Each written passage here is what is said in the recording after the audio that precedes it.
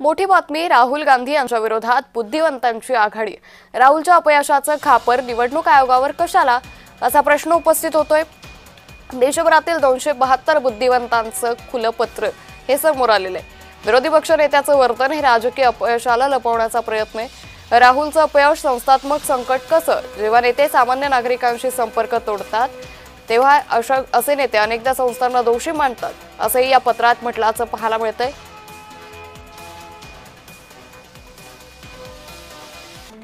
तर विरोधी पक्ष नेत्याचं वर्तन हे राजकीय अपयशाला लपवण्याचा प्रयत्न आहे। राहुलचं अपयश संस्थात्मक संकट कसं असा प्रश्न आहे। जेव्हा नेते सामान्य नागरिकांशी संपर्क तोडतात तेव्हा असे नेते अनेकदा संस्थांना दोष देतात। जनतेत विश्वास पुन्हा निर्माण करण्यासाठी राहुलनं आत्मपरीक्षण करावं।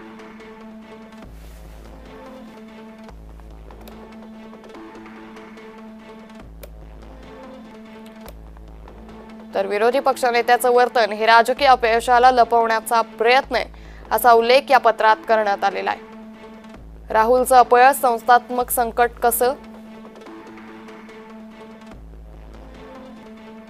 जेव्हा नेते सामान्य नागरिकांशी संपर्क तोडतात